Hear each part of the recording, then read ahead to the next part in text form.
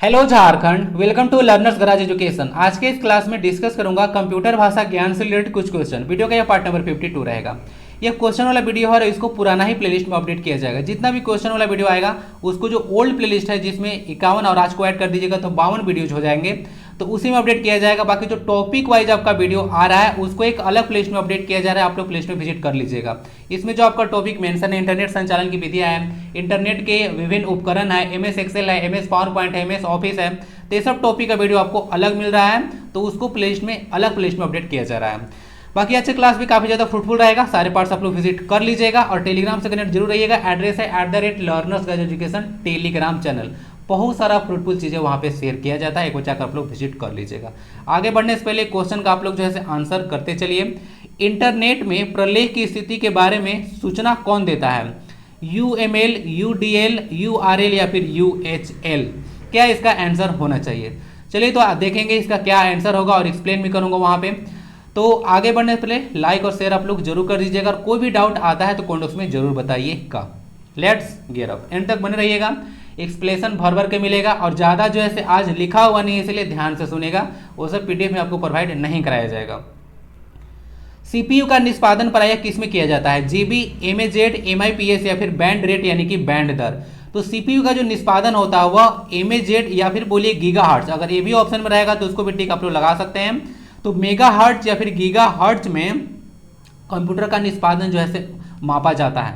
बाकी यहाँ पे कंफ्यूज हो जाइएगा MIPS और फ्लॉप्स को लेकर। FLOPS क्या होता है, दोनों को डिस्कस करता हूँ थोड़ा सा डिफरेंस।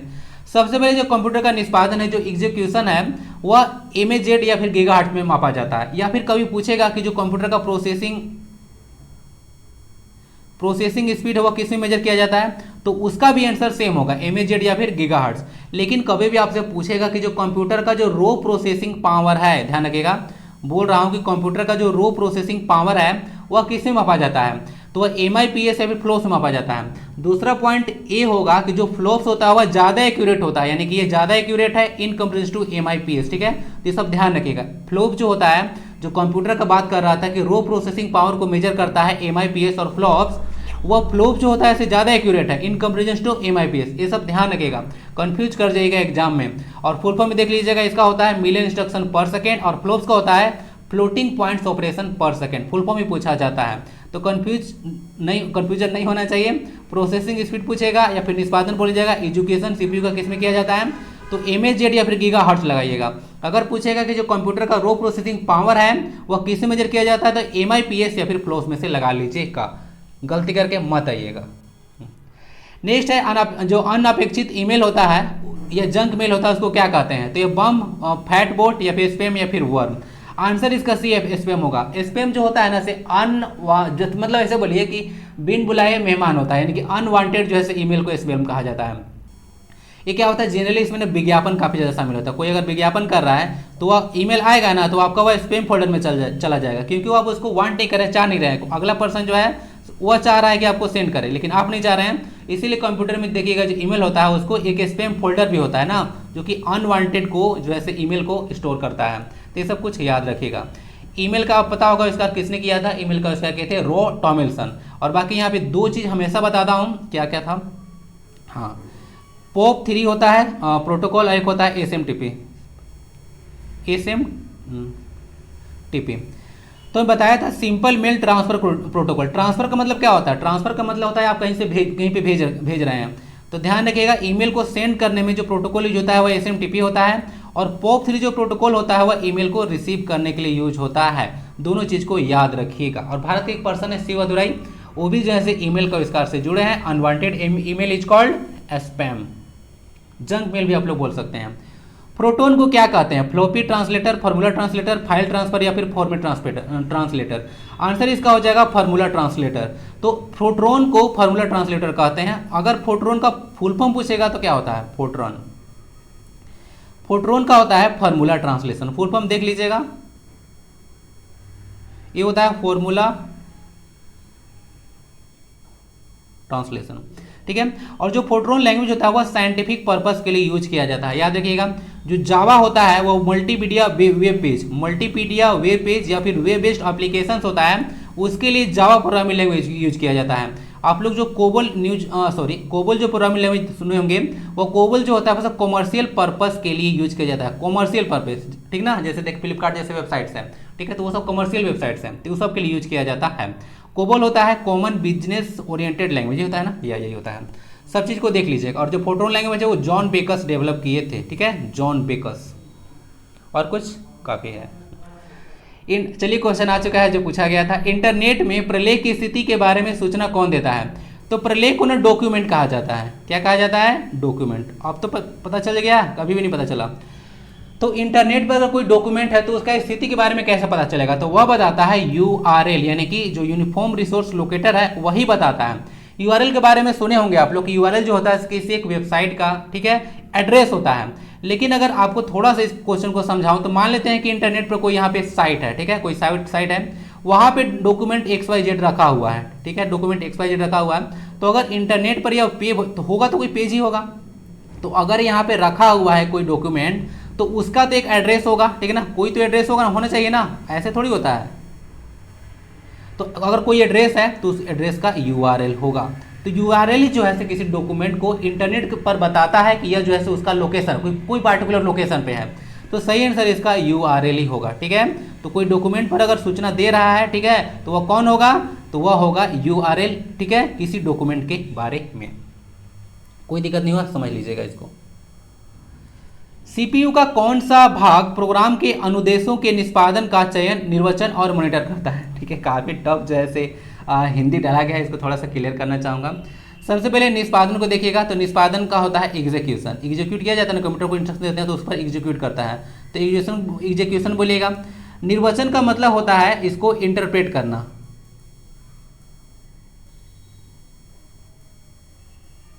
और मोनेटाइजेशन समझते होंगे, तो दो वर्ड जो काफ़ी टफ था।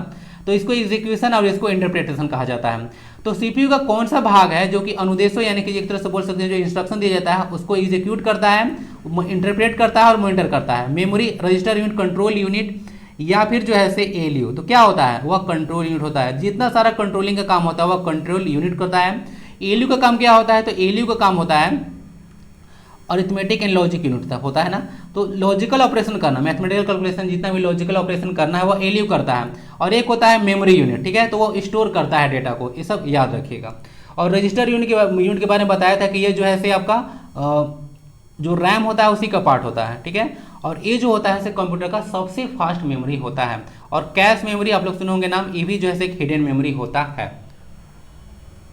कंप्यूटर जब अपना एग्जीक्यूशन कर रहा होता है या फिर प्रोसेसिंग बोलिए कर रहा होता है तो कैश मेमोरी जो है से डेटा जो है फास्ट जैसे ट्रांसफर हो जाता है। आप लोग देखते होंगे कंप्यूटर जो होता है उसमें जो है आप लोग कुछ भी फटाफट टाइप किए, इंस्ट्रक्शन दिए, कीबोर्ड का यूज करके फटाफट, ओके, और जितना इंस्ट्रक्शन दिए बस विद इन सेकेंड जो है आंसर आ जाता है। तो सोचिए कि उसको डेटा जो है कितना फास्ट जो है वह लेता है, तो एग्जीक्यूट करने में उसको जरा सा भी टाइम नहीं लगता है। तो यहाँ पे सही आंसर कंट्रोल यूनिट। बोले हुए शब्दों को टाइप में लिखने का यंत्र क्या कहलाता है? डिक्टाफोन, ऑडियोफोन, ग्रामोफोन या फिर माइक्रोफोन? सही आंसर इसका डिक्टाफोन हो जाएगा। ये जो कंप्यूटर में आपका टॉपिक दिया हुआ है कंप्यूटर के विभिन्न उपकरण, उसमें इंक्लूड हो जाएगा। आइए इसको थोड़ा सा डिटेल में समझाता हूँ आपको। डिक्टाफोन बोल सकते हैं कि आपने कुछ बोला उसको तुरंत जो है टेक्स्ट में कन्वर्ट कर देगा, तो यानी कि ये जो है स्पीच टू टेक्स्ट डिवाइस है। तो क्वेश्चन आपको एग्जाम में पूछा जाएगा कि which of the following is a speech to text device, उसका भी आंसर डिक्टाफोन होगा। तो आप लोग इसको समझ लीजिएगा, ओके। जैसे कि मान लेते हैं सर काफ़ी ज़्यादा यूज होता है, जैसे कि मेरे पास टाइम नहीं है, मुझे 10 पेजेस जो है टाइप करने हैं, मात्र 1 घंटा का समय है, तो मैं क्या करूंगा, मैं जो हूँ से यहाँ पे जो बोलूंगा उसको जैसे डिक्टाफोन से उसको कनेक्ट करूंगा तो तुरंत जो है उसको टेक्स्ट में कन्वर्ट कर देगा और उसको मुझे जहाँ सेंड करना होगा उसको सेंड कर दूंगा। तो हुआ ना पावरफुल टूल। जैसे कि मान लेते हैं इंटरनेट पर आप लोग देखे होंगे कि बहुत बड़ा आर्टिकल आप पढ़ रहे हैं, तो उतना बड़ा जो आर्टिकल होता है वो सब कोई टाइप नहीं करता, वो सब डिक्टाफोन से कन्वर्ट किया जाता है। थोड़ा बहुत आपको एरर भी देखने को मिल जाएगा। तो वह एरर इसीलिए होता है कि डिक्टाफोन जो है 100% एक्यूरेसी के साथ काम नहीं कर पाता है। आपको तो पता होगा कि कोई भी मशीन का इफिशियंसी 100% नहीं होता है, तो ये भी जो है 100% इफिशियंट नहीं होता है। तो अगर उसको थोड़ा बहुत एडिट न किया जाए, एडिट उसको अपलोड किया जाता है तो थोड़ा बहुत इंटरनेट पे एरर आपको मिल जाता है अगर डिक्टाफोन उसको टाइप करता है तो, ठीक है। चलिए बाकी यहाँ पे ग्रामोफोन को देखेंगे तो ग्रामोफोन जो होता है एक जो है प्ले रिकॉर्ड्स होता है, जैसे ऑडियो प्ले आपको करना है तो उसमें ये यूज किया जा सकता है। माइक्रोफोन एक इनपुट डिवाइस है, इसको ध्यान रखिएगा। Answer is a. समझ में आ चुका है ना, कोई दिक्कत है? कंप्यूटर के संदर्भ में सॉफ्टवेयर का क्या अर्थ है? Floppy disk, computer programs, computer circuit या फिर ह्यूमन ब्रेन? ह्यूमन ब्रेन तो होगा ही नहीं, इसको तो आप लोग ऐसे ही कट कर लीजिए। और फ्लॉपी डिस्क एक डिवाइस है या स्टोरेज डिवाइस है। आंसर इसका क्या होगा, तो आंसर इसका कंप्यूटर प्रोग्राम होगा। सॉफ्टवेयर क्या है, तो आपको बोला था मैं कि जो ग्रुप ऑफ इंस्ट्रक्शन होता है, यानी कि अगर इंस्ट्रक्शन का आप लोग ग्रुप आप लोग दे रहे हैं कहीं पे, तो ग्रुप ऑफ इंस्ट्रक्शन को हम लोग प्रोग्राम बोलते हैं, ठीक है, क्या बोलते हैं, प्रोग्राम। और ग्रुप ऑफ प्रोग्राम्स को अगर बहुत सारा प्रोग्राम अगर दे दिए तो उसको सॉफ्टवेयर कहा जाता है। तो ग्रुप ऑफ प्रोग्राम्स को सॉफ्टवेयर कहा जाता है। तो वही बोला था कि सॉफ्टवेयर क्या अर्थ है, तो एक कंप्यूटर प्रोग्राम्स होता है, प्रोग्राम तो लिखा हुआ है, प्रोग्राम्स लिखा हुआ, तो ग्रुप प्रोग्राम्स हो गया ना, प्लूरल बना दिया तो सॉफ्टवेयर हो गया। इसको याद रखिएगा, सॉफ्टवेयर जो शब्द है वो WTK के द्वारा दिया गया था। सॉफ्टवेयर वर्ड जो था WTK के द्वारा दिया गया था, याद रखिएगा। ग्रुप ऑफ इंस्ट्रक्शन क्या होता है, program. Group of programs software होता है, ठीक है। और सॉफ्टवेयर डिजाइन किया जाता है कोई पार्टिकुलर पर्पस को करने के लिए। दो तरह का सॉफ्टवेयर होता है, एक सिस्टम सॉफ्टवेयर होता है और एक एप्लीकेशन सॉफ्टवेयर होता है, दोनों ध्यान रखिएगा। ओके, चलिए। ऑपरेटिंग सिस्टम, जितना भी सिस्टम है ऑपरेटिंग सिस्टम है वो सब सिस्टम सॉफ्टवेयर के अंतर्गत आता है। और जो पार्टिकुलर पर्पस के लिए यूज किया जाता है उसको बोलते हैं एप्लीकेशन सॉफ्टवेयर। एक कंप्यूटर केवल निर्देशों का कार्यान्वयन कर सकता है जो निम्नलिखित में होते हैं, यानी कि जहां पर केवल निर्देशों का कार्यान्वयन होता है वह कहां पे होता है, मशीन लैंग्वेज में, पास्कल में, उपयुक्त में से कोई नहीं, या फिर सेकेंडरी मेमोरी। सही आंसर इसका मशीन लैंग्वेज होगा। आइए थोड़ा सा डिटेल में समझाते हैं क्या है क्वेश्चन, समझ में तो नहीं आया होगा।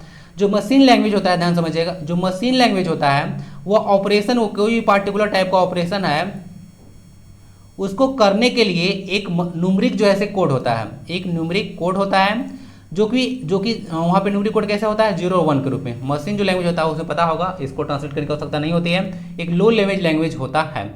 तो 0 1 के रूप में वह कोडिंग होता है जो कि इंस्ट्रक्शन को, कोई पार्टिकुलर अगर इंस्ट्रक्शन है उसको सीधे डायरेक्टली जो है एग्जीक्यूट कर सकता है। समझ में आया या फिर नहीं आया, समझिएगा। जो मशीन यहाँ पे लैंग्वेज लिखा हुआ है वह किसी भी ऑपरेशन को करने के लिए एक न्यूमरिक कोड होता है, यानी कि ऑपरेशन को करने के लिए एक न्यूमरिक कोड होता है जो कि 0 और 1 के फॉर्मेट में होता है। तो यह क्या करता है कि कोई इंस्ट्रक्शन को, किसी एक इंस्ट्रक्शन को सीधे एग्जीक्यूट कर सकता है मशीन लैंग्वेज। तो आई होप कि इसमें कोई दिक्कत नहीं होगा। अगर डाउट होगा तो बताइएगा, उसको फिर से नेक्स्ट पार्ट में डिटेल में डिस्कस किया जाएगा। तो हो गया मशीन लैंग्वेज। ध्यान रखिएगा, मशीन लैंग्वेज जो होता है इसे लो लेवल लैंग्वेज होता है और इसको जो है कंप्यूटर आराम से स्टडी मतलब अंडरस्टैंड कर सकता है, इसको ट्रांसलेट करने की आवश्यकता नहीं होती है। दूसरी बात होता है कि जो मशीन लैंग्वेज है 0 1 के फॉर्मेट जो डेटा यहाँ पे लिए, मतलब इसके पास डेटा होता है वह जो है सीधे उसको हेक्साडेसिमल यानी कि बेस 16 आप लोग पढ़े है ना, उसमें कन्वर्ट कर देता है जिसको कि ह्यूमन अंडरस्टैंड कर सकता है, ठीक है। 0 1 कंप्यूटर अंडरस्टैंड करता है, हम लोग नहीं कर सकते हैं, तो उसको हेक्साडेसिमल में जो है कन्वर्ट करता है जो कि हम लोग अंडरस्टैंड करते हैं। तो ये कुछ कहानी होता है मशीन लैंग्वेज का। सिलिकॉन क्या है, तो सिलिकॉन जो है एक सेमीकंडक्टर है, कहाँ पे है, बी है। तो इस तरह से क्वेश्चन पूछे जाते हैं। सिलिकॉन ग्रुप 14 पड़ेगा ना, पीरियड टेबल आप देख लीजिएगा, उसका ट्रिक होता है जो कार्बन वाला ग्रुप है उसमें होगा, काशी जी स्नक पड़े तो सिलिकॉन वहाँ पे आता है। एक सेमीकंडक्टर डिवाइस है, सॉरी सेमीकंडक्टर है। मल्टीमीडिया उपकरण कंप्यूटर में डैश के लिए लगाए जाते हैं। तो अलग अलग अगर मल्टीमीडिया उपकरण है, जैसे कि आपने जो है लाउड स्पीकर लगा दिया, जॉयस्टिक लगा दिया, फिर जो है डीवीडी प्लेयर आप लोग लगा दिए हैं, तो सब आप लोग किस लिए करते हैं बताइए जरा, गणितीय गणना करने के लिए, वर्ड प्रोसेसिंग के लिए, यांत्रिक उत्थान के लिए, या फिर मनोरंजन के लिए। आंसर इसका डी होगा, मनोरंजन के लिए। तो जो भी मल्टीमीडिया आप लोग उपकरण लगा रहे हैं, अलग अलग डिवाइसेस कंप्यूटर में ऐड करते हैं, तो उसका मेन पर्पस होता है प्राइमा फेसी कि आपका एंटरटेनमेंट किया जा सकता है, ओके, यानी कि एंटरटेनमेंट एंटरटेनमेंट एंटरटेनमेंट। नेक्स्ट आता है कंप्यूटर में रैम क्या होता है, नॉन वोलेटाइल मेमोरी, वोलेटाइल या फिर नॉन वोलेटाइल मेमोरी दोनों, उपयुक्त में से कोई नहीं, या फिर वोलेटाइल मेमोरी। तो ये ना रैम जो होता है ना सिर्फ पेट्रोल जैसा चीज होता है, क्या होता है, पेट्रोल जैसा, यानी कि रखने पर खुला छोड़ दीजिएगा तो जो है उड़ जाएगा लेकिन थोड़ा सा कंप्यूटर में इसका फंक्शन जैसे अलग है, और पेट्रोल को खुला छोड़ दीजिएगा तो उड़ जाएगा, और कंप्यूटर में बंद कर दीजिएगा तो ही उड़ जाएगा, थोड़ा सा उल्टा है। तो वोलेटाइल मेमोरी होता है ना, तो वोलेटाइल सब्सटेंस किसको कहा जाता है कि मेमोरी जो है एक बार मतलब कंप्यूटर में बात कीजिएगा तो वोलेटाइल मेमोरी उस तरह का मेमोरी होता है कि अगर एक बार पावर को ऑफ कर दिया जाए कंप्यूटर, या फिर बंद कर दिया जाए, या किसी भी तरह से पावर कट हो गया तो वह डेटा खत्म हो जाएगा, तो उसको वोलेटाइल मेमोरी कहा जाता है। तो रैम जो होता है वह एक वोलेटाइल मेमोरी है, ध्यान रखिएगा। नेक्स्ट क्वेश्चन पे चलते हैं। कंप्यूटर में वायरस का संबंध निम्नलिखित में से होता है। धूल के कण हार्डवेयर प्रोग्राम उपयोग से सभी। आंसर इसका सी होता है। मैं बोला था कि जो कंप्यूटर जो वायरस होता है एक तरह का प्रोग्राम सी होता है जो कि अपने आप को रेप्लिकेट कर सकता है। ये सब कुछ बताया था आपको, मतलब एक तरह का मालवेयर है, ध्यान रखिएगा। भारत में जो पहला कंप्यूटर वायरस आपको पता है कौन सा है? सी ब्रेन है। आपको डिटेल में डिस्कस किया था। सी ब्रेन पाकिस्तान के आलवी ब्रदर्स के द्वारा इसको बनाया गया था। 1996 में इसको डिटेक्ट किया गया था और ये जो है फ्लॉपी डिस्क को जो है अफेक्ट किया था। फ्लॉपी डिस्क आपको पता होगा 1.44 MB इसका स्टोरेज कैपेसिटी होता है, जो कि एलन सुगार्ड के द्वारा इसको इन्वेंट का बनाया गया था, बोल सकते हैं इन्वेंट किया गया था। फ्लॉपी डिस्क के बारे में याद रखिएगा, तो उसी को अफेक्ट किया था सी ब्रेन। सी ब्रेन से याद रख लीजिएगा, विश्व का जो सबसे पहला कंप्यूटर वायरस था उसका नाम क्रीपर था, CREEPER, विश्व का पहला कंप्यूटर वायरस, ध्यान रखिएगा।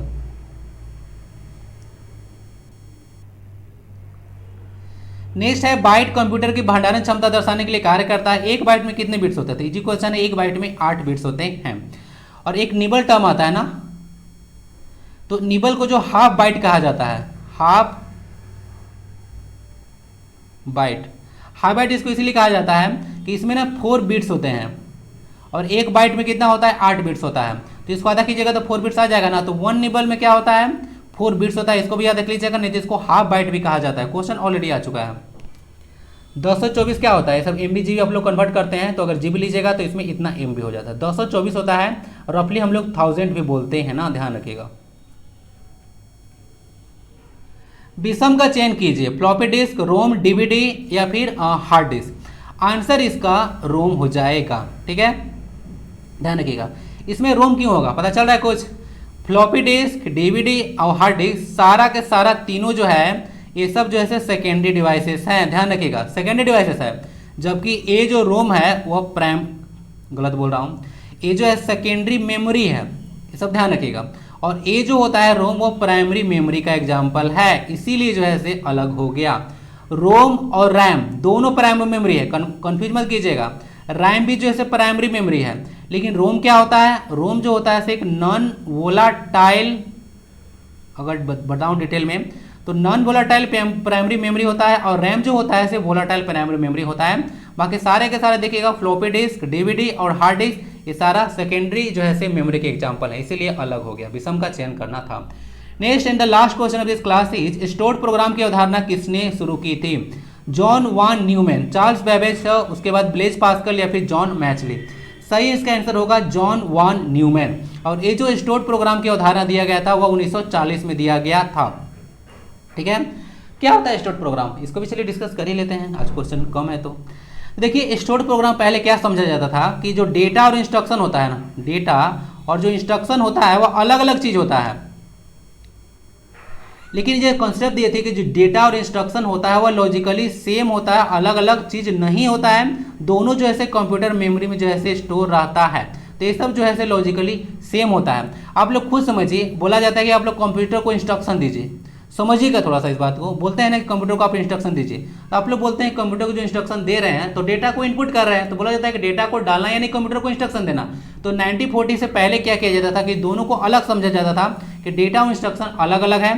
लेकिन जब जॉन वान न्यूमैन का कॉन्सेप्ट आया स्टोर्ड प्रोग्राम का, तो वो बोले कि नहीं, डेटा और इंस्ट्रक्शन अलग अलग नहीं है, वह सेम चीज़ है, सेम कंप्यूटर मेमोरी में स्टोर रहता है, ठीक है। तो इंस्ट्रक्शन जो आप दे रहे हैं उसको डेटा कहा जाता है, तो डेटा और इंस्ट्रक्शन सेम चीज होता है। यही था स्टोर्ड प्रोग्राम की अवधारणा यानी कि कॉन्सेप्ट, जॉन वान न्यूमैन इन 1940 किया गया था, इनके द्वारा दिया गया था।